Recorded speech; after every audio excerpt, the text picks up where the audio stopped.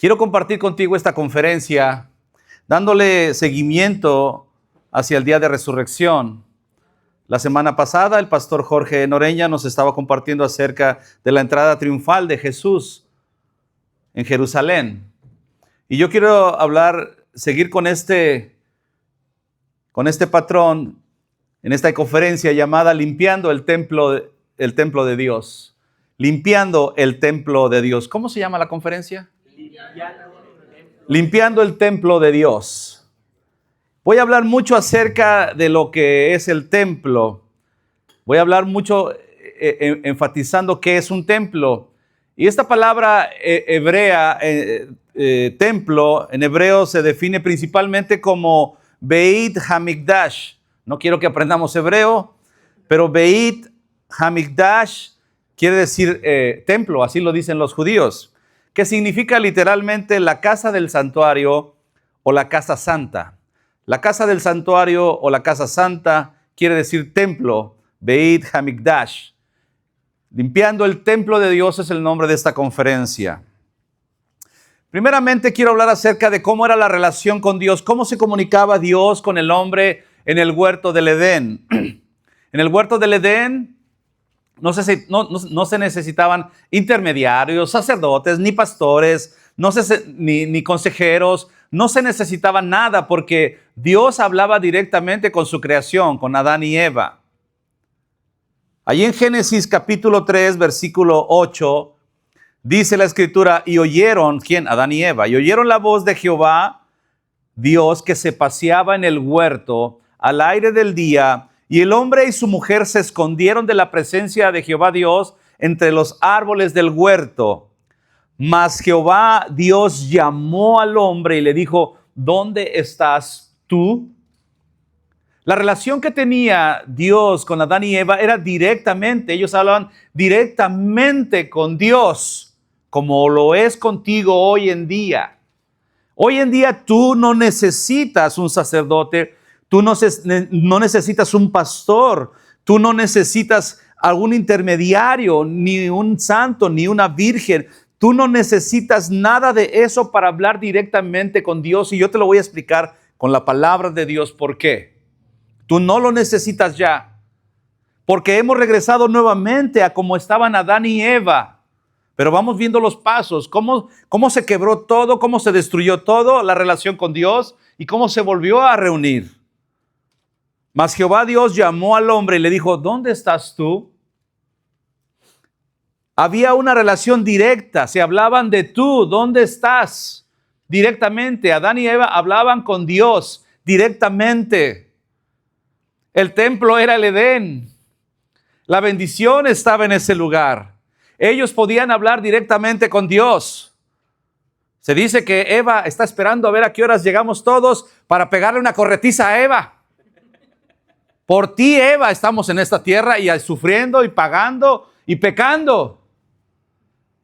Y luego de Adán, de refilón con Adán, porque le hizo caso. Esa era la primera relación. El templo de Dios estaba en el Edén. Era la relación de Dios con el hombre. Pero el pecado destruyó esa relación. Siempre el pecado será lo que nosotros nos vamos a desligar con Dios. Tu fidelidad, cantábamos hace rato, tu fidelidad siempre me estará persiguiendo. Así decía el cántico, algo así. Mas Jehová Dios llamó al hombre y le dijo, ¿dónde estás tú? Había una relación perfecta entre ellos. Pero el pecado precisamente ahí los llamó porque habían pecado contra Dios. Y una vez que ellos fueron echados fuera del Edén, la relación se rompió. Después del pecado, Dios se comunicaba a través del tabernáculo. El tabernáculo era como una tienda de campaña, un tent grandote, largo, ancho, como un chorizo, largo, ¿verdad? Que tenía el atrio, un patio, donde se hacían los sacrificios, el lugar santo, donde se tenían algunos artículos. Y en ese lugar santo era como un cuarto, llenos de telas. Y en ese cuarto, ahí entraban los sacerdotes, los levitas, a quemar incienso. Pero había un lugar muy especial, el lugar santísimo. Y en ese lugar se encontraba el arca de la alianza. estaba la presencia de Dios allí.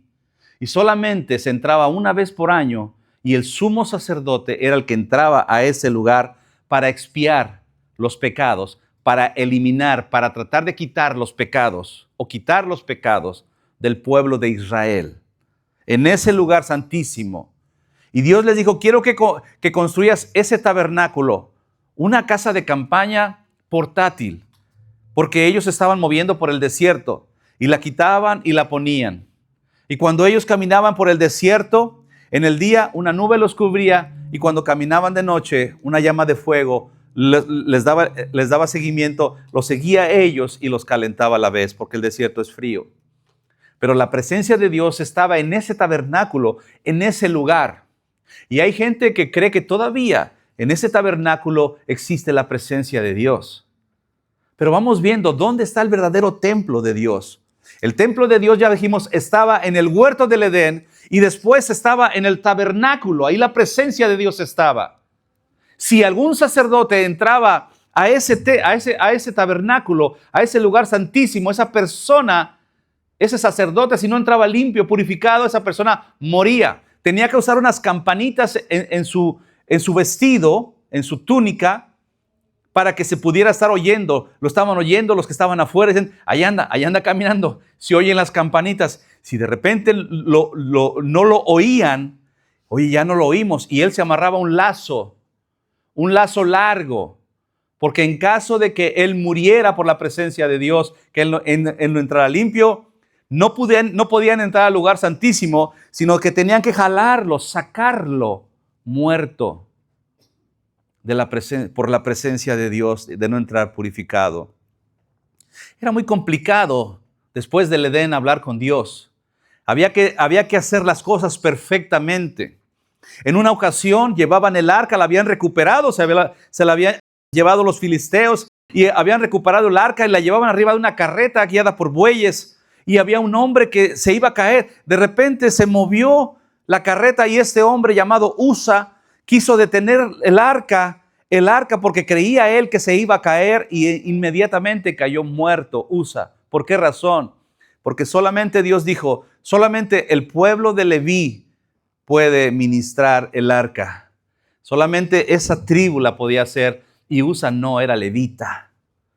Cuando una persona no entiende quién es Dios y no sabe cómo hablarle a Él y no sabe cómo allegarse a Él y dice, el de arriba, el chuchito, pues con el de arriba, es una persona que no sabe quién es Dios, que no tiene un respeto por Dios, que no tiene un amor por Dios, que no tiene conocimiento de Dios, porque Dios había advertido que el pueblo perece, la iglesia perece por desconocer a Dios.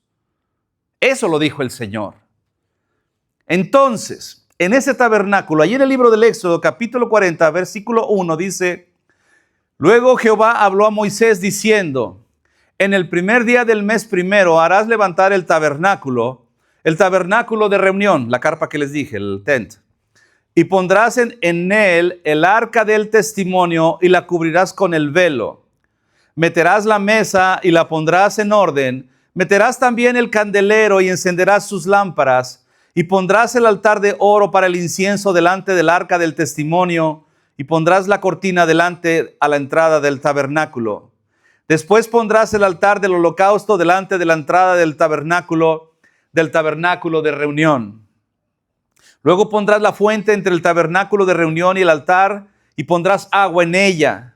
Finalmente pondrás el atrio alrededor y la cortina a la entrada del atrio, y tomarás el aceite de la unción y ungirás el tabernáculo y todo lo que está en él, y lo santificarás con todos sus utensilios, y será santo. Ungirás también el altar del holocausto y todos sus utensilios, y santificarás el altar, y será un altar santísimo. O sea, ¿qué quiere decir? Que Dios dijo, mi presencia irá con ustedes, pero no como estuvo con Adán y Eva. Ya no, se la perdieron. El pecado rompió esa relación. Ya no. Ahora va a estar en ese lugar santísimo. Mi presencia estará allí, pero solamente una persona entrará a expiar los pecados, a quitar los pecados, que yo los quitaré a través de ese sacrificio que van a hacer ustedes. Les di la oportunidad una vez y la han desaprovechado. He ahí un problema cuando tú tienes una oportunidad de parte de Dios y Dios te da oportunidades para ciertas cosas y tú las vas a perder si es que pecas contra Dios. Pecas contra Dios, retienes la bendición por un momento, la pospones, la postergas. ¿Por qué? Porque somos necios y queremos decir, puedo estar con Dios y puedo estar en el mundo, y Dios dice, no puedes estar así. Conmigo es todo, porque yo lo doy todo. Y la presencia de Dios estaba en ese tabernáculo. Acuérdate, el primer templo estaba en el Edén. El segundo ahora es en ese tabernáculo, en esa tienda portátil que ellos tenían. Esa era la forma en la que Dios se comunicaba con ellos. Ya Dios dijo, es como cuando tú le dices a alguien, oh, eres un insolente, ¿por qué me estás hablando de tú? ¿Por qué me hablas así? Háblame de usted. En mi país, en México, si tú no le tienes confianza a una persona, si tú le tienes mucho respeto, tú le hablas de usted. Disculpe usted. Le tienes respeto. Pero ahora la juventud es muy insolente. Llegan y le dicen a uno, oye, ¿cómo estás tú? Oye, tú. Ni siquiera con respeto. Y a Dios dice, ahora ya no voy a hablar con ustedes como hablaba en el huerto del Edén. Ahora solamente un sacerdote entrará conmigo y le diré mi voluntad. Y pondré mi corazón y pondré mis palabras en profetas, en hombres específicos, para que lleven mi mensaje al pueblo de Israel.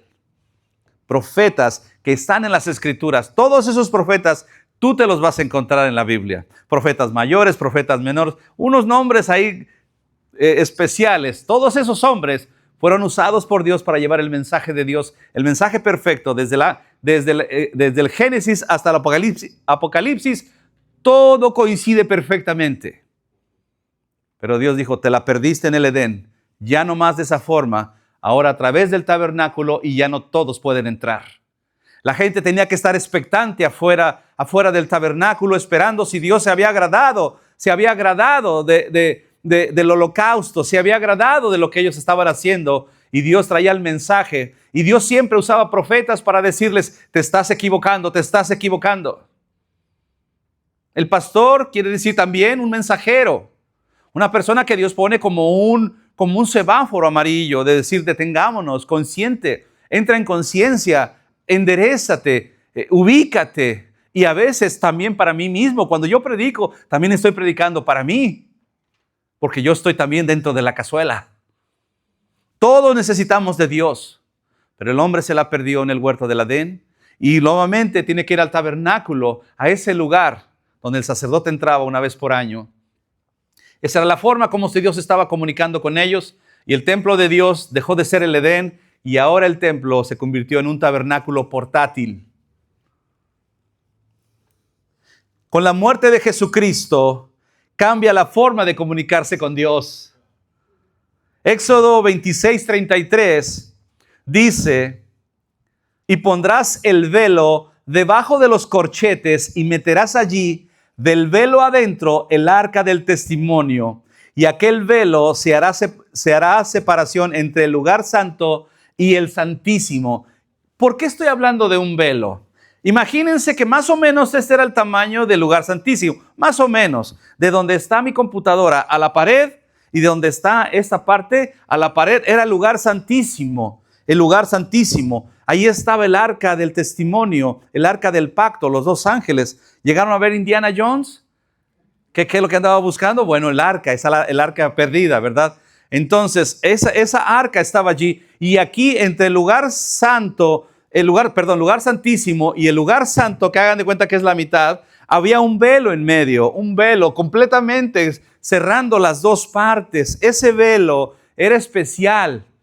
Ese velo quería decir que los sacerdotes, los levitas, podían estar en el lado del lugar santo, pero no podían cruzar el velo y estar en el lugar santísimo porque caían muertos.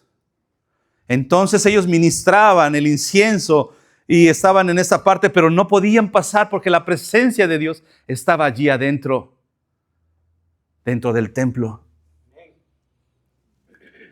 Y aquí dice, lo vas a construir ese velo. Lo vas a construir, lo vas a hacer. Y aquel velo se hará separación entre el lugar santo y el santísimo. Dios estaba diciendo, me reservo el derecho de ya no hablar como hablé con ustedes durante el Edén. Me reservo ese derecho de que ahora hay condiciones. Hay condiciones para hablar con ustedes. Porque mi santidad no se puede combinar con la de ustedes. Y en eso solamente el sacerdote entraba. Yo me imagino que decía, ay, me acuerdo cuando pegué el chicle abajo de la banca. Señor, perdóname por chicle. Ay, le grité a mi esposa, Señor, perdóname por haberle gritado a mi esposa. Señor, perdóname. Y ahí estaba el Señor, perdón, ¿qué más, Señor? Señor, recuérdame qué más hice, Dios. Y ahí estaba y se alababan y hacían todos sus rituales. Y entonces sí, el sumo sacerdote iba entrando por el... Estoy vivo, sí, sigo vivo, me estoy tocando, sigo vivo. Ay, Dios, pues creo que sí me limpió el Señor. Y ahí va y ofreciendo el sacrificio delante de Dios para que la gente fuera purificada. Todo un ritual completo, pero la presencia de Dios estaba allí. La presencia de Dios estaba allí. Pero estaba este velo. Este velo es muy importante, muy emblemático, muy significativo. Si tú no eres gente de Biblia, si tú no eres gente que conoce las Escrituras, ¿qué es el velo? Pues era un velo, dice que era un velo, ahí nomás, ahí como en el norte de México, es un velo, para saber. No, este velo era algo importante, muy importante. Tan es así que Mateo 27:50, mira lo que sucede. Se acababa de crucificar a Jesucristo. Muere Cristo en la cruz, se había revelado toda la presencia de Dios allí, el poder de Dios, haberle arrebatado las llaves de la muerte al diablo. Mateo 27:50 dice, mas Jesús, habiendo otra vez clamado a gran voz, entregó el Espíritu, y he aquí el velo del templo se rasgó en dos, de arriba a abajo, y la tierra tembló y las rocas se partieron. ¿Por qué? Porque se volvía a restaurar la relación de Dios con el hombre. ¿No te da gusto eso?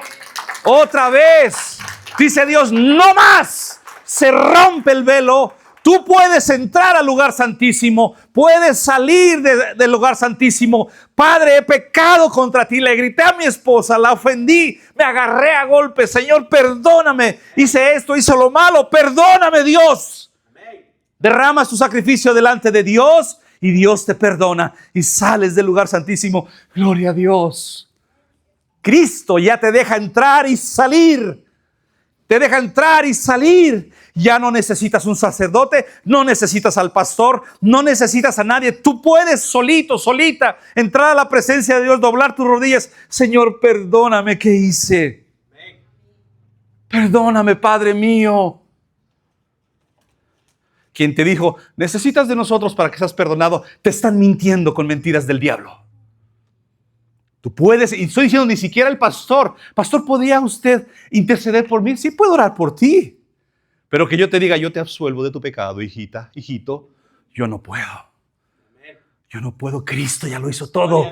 Se rompió el velo, tú puedes entrar y salir cuando quieras, mientras estés viva, mientras estés vivo. Es una mentira que dice, si tú no pudiste estar, tú no quisiste entrar, hiciste lo que quisiste, hiciste lo que te dio tu gadarena gana. Y entonces ahora recen por mí para que yo salga del infierno. No, esto fue demasiado. El templo en el Edén, el templo en el tabernáculo y ahora el templo con Dios. Esto es fabuloso. La Biblia dice que Él, escucha esto, la Biblia dice que Él no habita en templos hechos por manos humanas. Hechos 17:24, lo dice la palabra de Dios. Aquí lo dice todo. El Dios que hizo el mundo y todas las cosas que en Él hay, siendo Señor del cielo y de la tierra, no habita en templos hechos por manos humanas. ¿Qué? Vamos a la iglesia. Entonces, ¿qué es esto? Bueno, esto es un auditorio respetable, como es respetada tu recámara, tu sala. Es un lugar dedicado a Dios y le llamamos casa de Dios porque se habla para Dios. Está dedicado a Dios. Pero esto ya no tiene un tabernáculo. Esto no tiene lugar santísimo. Algunos le llaman el altar.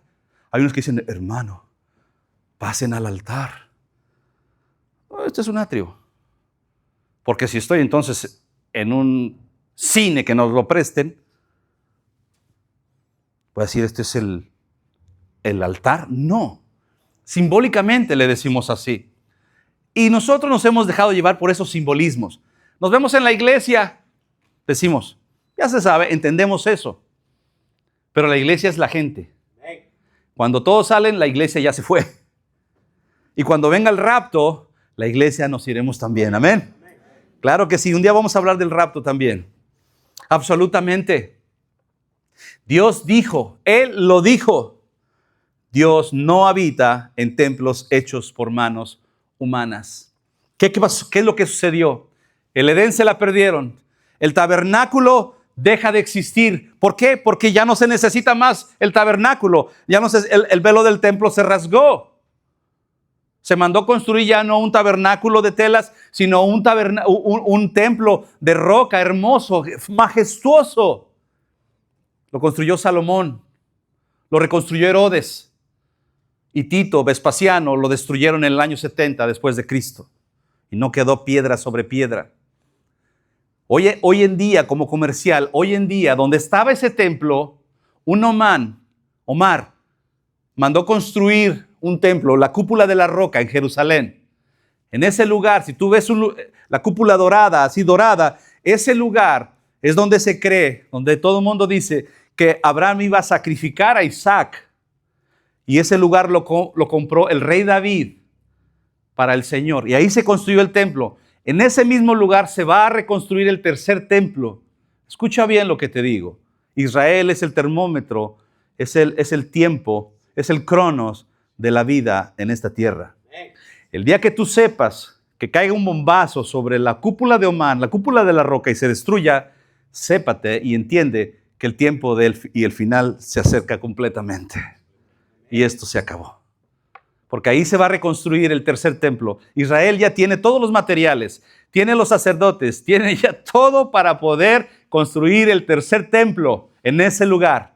Y en ese tercer templo va a venir su Mesías, entre comillas, su Mesías, que va a ser el anticristo. Esa es otra historia interesante de estudiar también.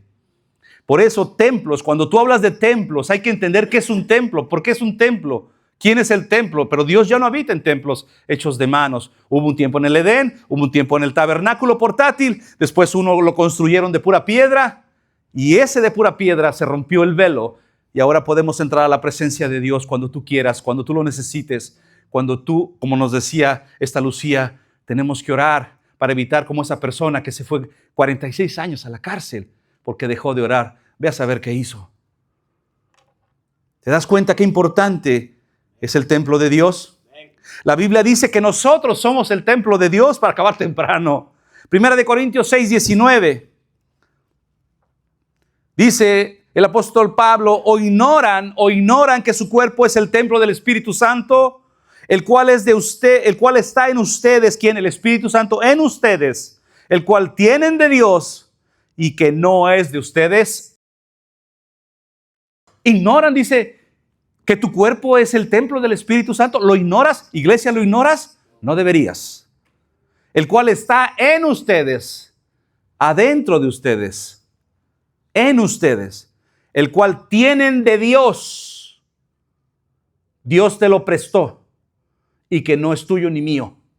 Jesús dijo, no puedes hacer que un pelo, bueno, en mi caso no que crezca, sino que se haga negro. Un pelo no puedes hacer que crezca. ¿Te duele por aquí? ¿Quieres una pastilla? ¿Cómo me quito ese dolor? No puedes hacer nada por tu cuerpo. Nada. Nada. Absolutamente nada. Dios todo lo hace perfecto. Dios todo lo hace perfecto. Nosotros somos el templo del Espíritu Santo. Vete, date cuenta cómo dijo Dios. No me hacen caso cuando hablo con ellos directamente. Ahora vamos a poner un sacerdote que me represente. Tampoco. Ahora viene mi hijo a morir por ellos en la cruz. ¿Cómo vamos a comunicar con ellos? Ahora me voy a meter a su corazón. Ahora adentro de su corazón, para que me entiendan, me conozcan, me sepan. sepan quién soy yo. Yo los voy a ayudar. Ellos no estarán nunca solos. Estaré dentro de sus corazones. Los voy a regañar, los voy a reprender, los voy a corregir. Les voy a hablar. Les hablaré su corazón. Sus conciencias serán removidas, serán sacudidas. Porque mi Espíritu Santo, 3 veces santo, me meteré a sus corazones.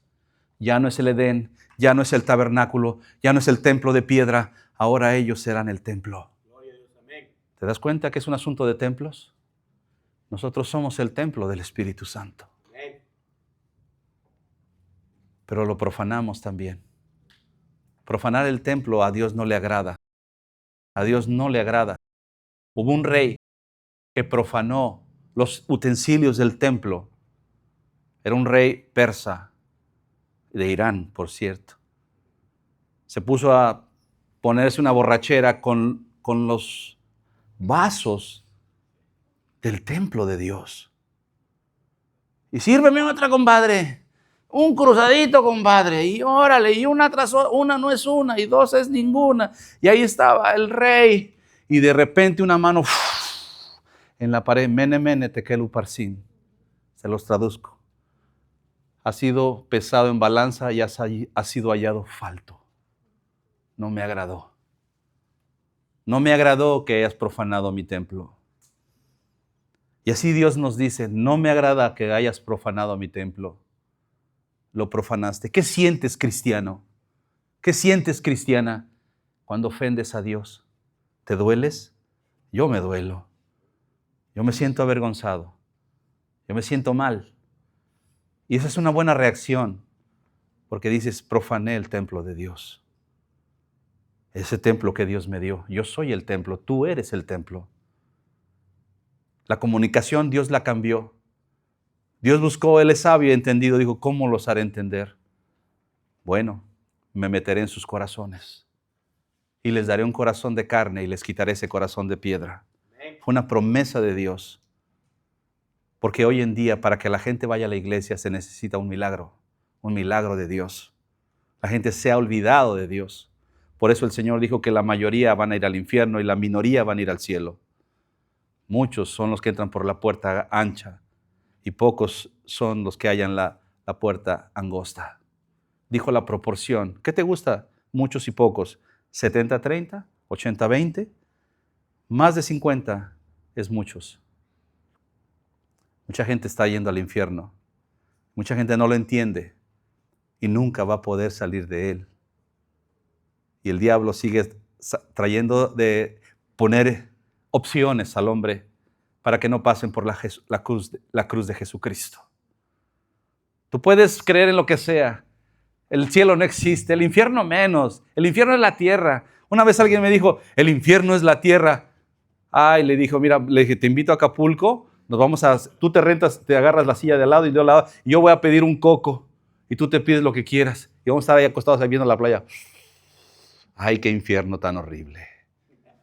Todavía hay eso en la tierra. No, el infierno. ¿Quieres probar el infierno? Sí, le digo, vamos a agarrar una estufa, quémate el dedo 3 segundos a ver si lo aguantas. Pero va a ser por toda la eternidad. Ese es otro tema. Niveles de castigo dentro del infierno. En el Hades. Nosotros somos templo del Espíritu Santo.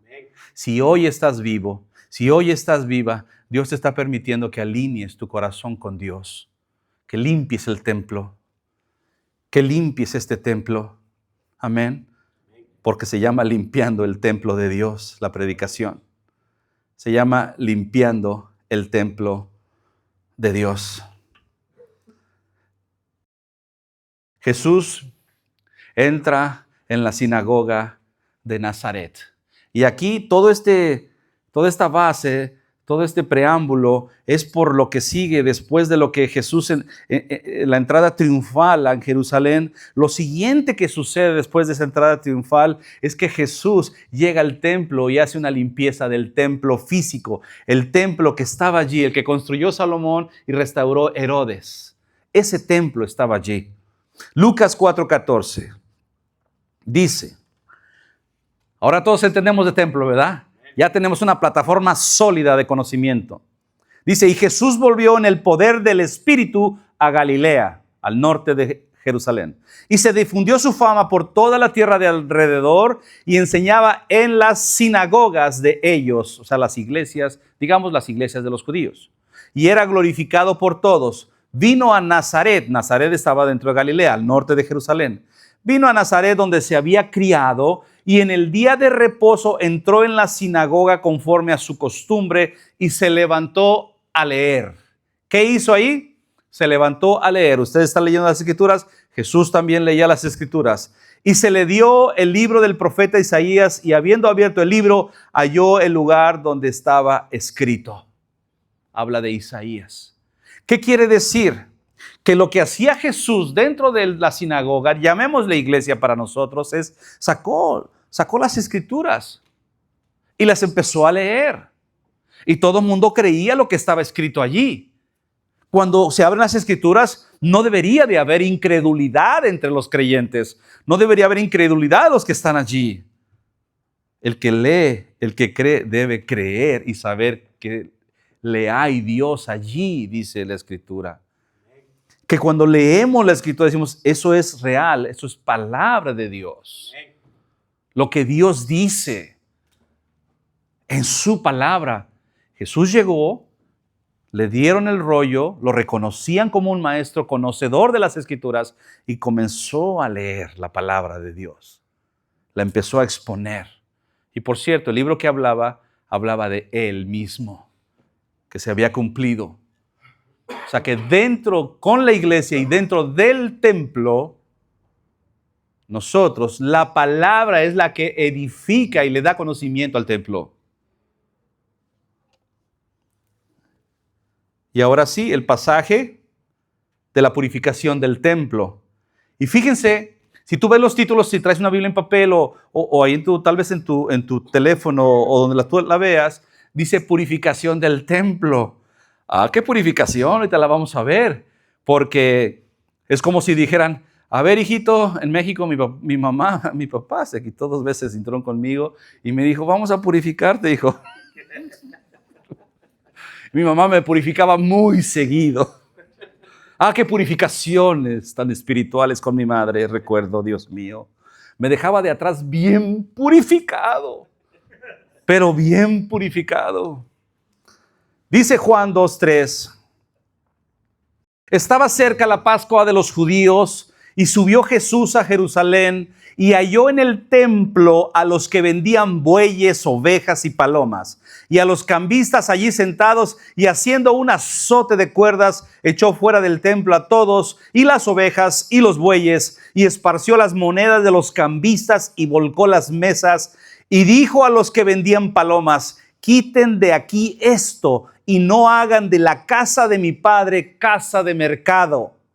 Entonces se acordaron sus discípulos que está escrito, el celo de tu casa me consume.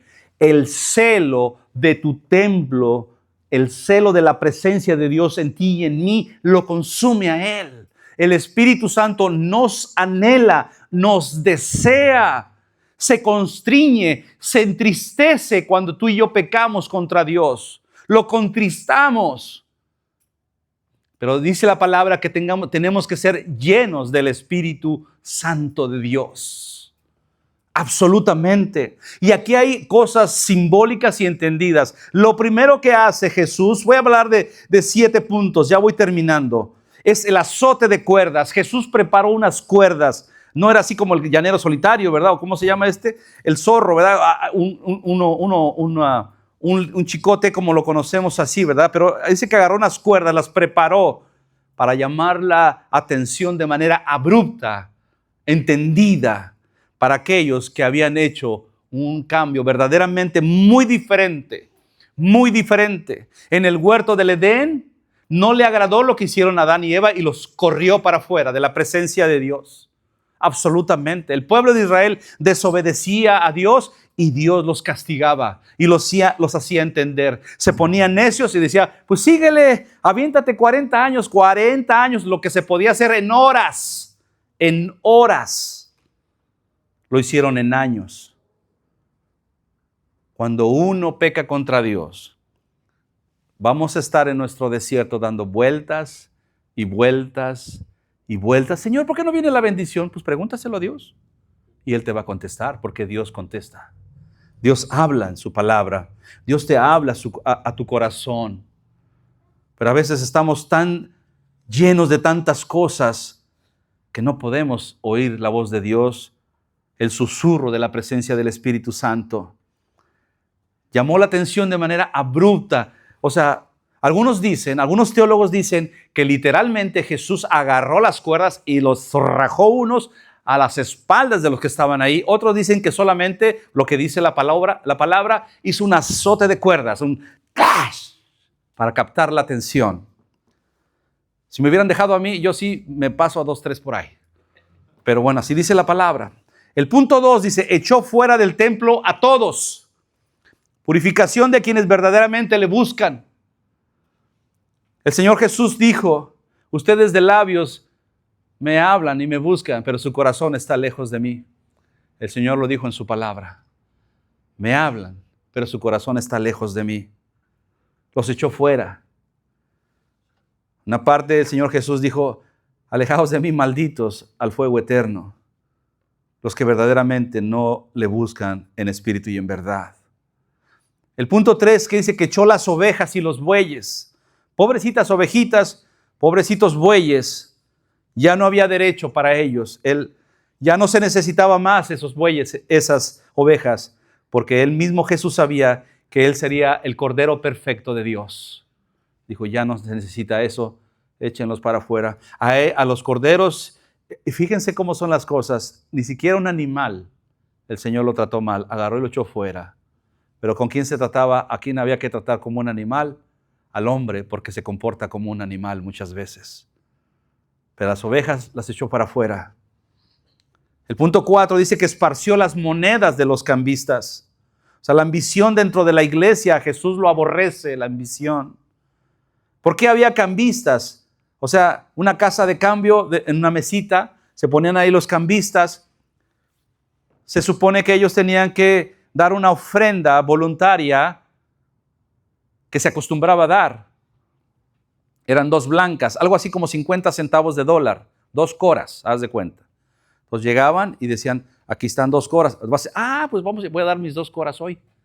Bueno, ese hace 2000 años. Llegaban y daban sus 2 coras allí, y una mujer que tenía poquito dinero, de hecho era todo lo que tenía, echó sus 2 coras, y el Señor dijo que ella había echado más que todos los demás, porque ella había puesto todo lo que tenía. Entonces la gente decía, traigo uno de a 5. Llegaban con el cambista y le decías, cámbiame este de a $5, por favor. Sí, ¿cómo no? ¿Cuántas coras quieres? Somos 4, necesito $2 de a coras y lo demás me das un billete. Sí, pero te voy a cobrar, no sé cuánto cobraban de intereses, te voy a cobrar tal vez otra cora. Y ahí estaba la ganancia de los cambistas. O sea, era negocio. Al cambista le importaba un cacahuate lo que pasara dentro del templo. A los que vendían los toros y las palomas y los bueyes y las ovejas, les importaba otro cacahuate lo que pasara dentro del templo. ¿No has visto la gente que está vendiendo cosas, artículos religiosos? Les importa un cacahuate lo que sucede en las iglesias. Solamente quieren ellos ganar. Hacen negocio con la iglesia y con la fe. Eso es abominable delante de Dios. Si haces negocio, ¿verdad? Y recuperas y hay una ganancia y la metes dentro de la iglesia para enviar misioneros a ciertos lugares de necesidad, o que se necesitan mejoras dentro de la iglesia, es para un buen fin. Pero si me lo voy a echar a la cartera, entonces ya es un fin perverso. ¿Me voy explicando? El Señor comenta todo y enseña todo. El punto 5 dice que volcó las mesas, agarró las mesas. ¿Ustedes se imaginan un Jesús amoroso que agarra las mesas y órale? Estaba fuerte, hermanos. Jesús tenía 33 años y caminaba lo que tú y yo, ciudades, camine. Jesús estaba muy fuerte. Caminaba mucho. Era un hombre 100%. Pero agarró las mesas y no eran las mesitas esas que vende IKEA, esas que se desbaratan de verlas. No, eran las mesas que hacían de los árboles. Agarró y las volteó. ¿Ya? Absolutamente. Jesús destruye todo modelo de las ganancias deshonestas dentro de la iglesia. A Él no le gusta eso. Dios nos libre, a los que verdaderamente Dios nos ha llamado al pastorado, de tener mucho cuidado con lo que es el dinero de la iglesia. Hay de haber un respeto absoluto. ¿Se necesita? Sí, sí se necesita. ¿El pastor tiene que comer? Pues tiene que comer. La iglesia se necesita la luz, el aire, todo lo que se necesita, no es de gratis. No se lo regalan a las iglesias. Hacen taxes, por cierto. ¿De dónde viene? Pues de los diezmos y las ofrendas. Sí, sí se necesita. Hay un orden perfecto. Absolutamente que sí. Yo lo hago desde que conozco del evangelio. Diezmo, aunque sea pastor, diezma. Sí, sí, diezmo. Porque también sigo siendo un soldado del Señor.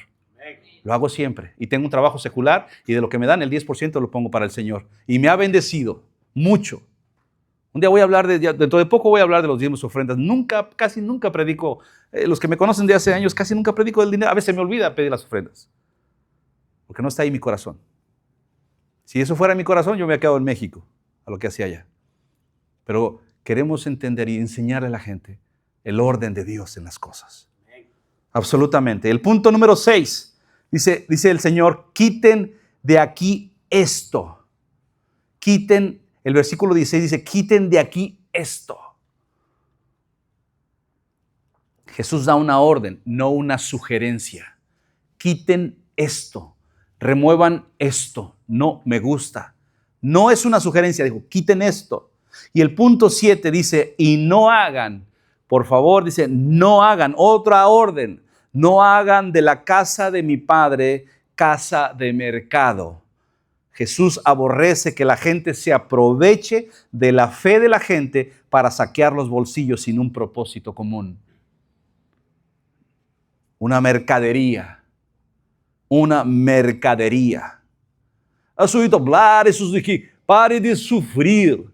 Tenemos las astillas de la cruz de Cristo. Tenemos el agua del Jordán. La rosa de Sharon, ven aquí, está la bendición, lunes de bendición, martes de saqueo, miércoles de bendición, todos los días nosotros tenemos algo para ti. Ven aquí, te vamos a saquear, perdón, te vamos a bendecir. ¿Los has oído? Se ven a leguas, son lobos rapaces. Y el Señor dijo, no tienen temor de Dios, Padre Santo. Ese Masir Macedo, el fundador de esa iglesia, no tiene escrúpulos y respeto por lo que es de Dios. No hagan de la casa de mi Padre una casa de mercado. Qué fácil es vender la fe. Nosotros somos templo del Espíritu Santo. Un templo glorioso, digno, porque Él mora en nosotros. Que nunca se nos olvide que Él es nuestro Padre Celestial, que Él vino a esa presencia, a ese lugar templo y puso el orden para que nosotros podamos glorificarle y nos sea más fácil nuestra relación con Él. Amén. Ponte de pie si eres tan amable. Dios es bueno. Dios es misericordioso. Aleluya. Gloria a su nombre. Amén.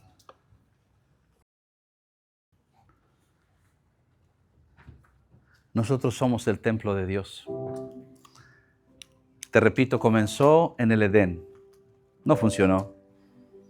En el tabernáculo portátil funcionó más o menos, pero era solo para unos cuantos. Y el Señor pronunció unas palabras que hoy retumban en los corazones de los creyentes a través de los tiempos, en los estadios, en las calles, en los cartelones. Y Él dijo, porque de tal manera amó Dios al mundo, que ha dado a su Hijo unigénito para que todo aquel, no nada más los judíos, sino que todo aquel, y amó al mundo para que todo aquel, el de la India, el de África, el de Asia, el de América, el de Sudamérica, donde quiera, todo aquel que invoque en el nombre del Señor, que crea en el Señor, sea que salvo. Salvo. Al pronunciar Jesús esas palabras, dijo lo más importante para una persona. Lo más importante para Él y para ti, para mí, debería ser lo eterno. Lo más importante no es tu renta, ni tu carro, ni tu relación con alguien. Lo más importante es tu salvación. Y una vez que has buscado primeramente el reino de Dios y su justicia, entonces todas esas cosas vendrán por añadidura. Eso es una promesa de Dios. Oremos al Señor. Padre, te damos gracias, porque tu palabra nos explica perfectamente todo. Gracias, Señor, muchas gracias, porque tu plan fue perfecto. Ahora nosotros podemos hablar contigo siempre, siempre, y tú contestas. Eres un Dios vivo. Eres un Dios que contesta, que habla, que bendice. Perdona nuestros pecados, Señor. Límpianos de toda maldad. Ayúdanos, Señor, a cuidar este templo en el cual mora tu poderoso y hermoso, precioso y anhelado Espíritu Santo. Gracias, Señor, por ello, porque nos explicas dónde estás tú y cómo te comunicas tú con nosotros. Líbranos de todo mal. Dile conmigo, Señor Jesús, yo te amo, porque siempre me has amado. Perdóname, te he fallado muchas veces. Perdóname, Señor. Te abro mi corazón, te entrego mi corazón. Haz conmigo lo que quieras. Que tu Espíritu Santo comience y entre en este templo que está sucio, que está desordenado y también vacío. Ven a llenarlo, Señor. Ven a limpiarlo, Señor. Ven a sacudirlo y mora aquí en mi corazón. Llénalo de tu presencia, de tu amor, de tu sabiduría, de tu verdad y de tu convicción. En el nombre de Jesús. Sé mi Señor, hoy y siempre, por la eternidad. En el nombre del Padre, en el nombre del Hijo y en el nombre del Espíritu Santo. Amén. ¿Le das un aplauso al Señor? Que Dios te bendiga. Amén.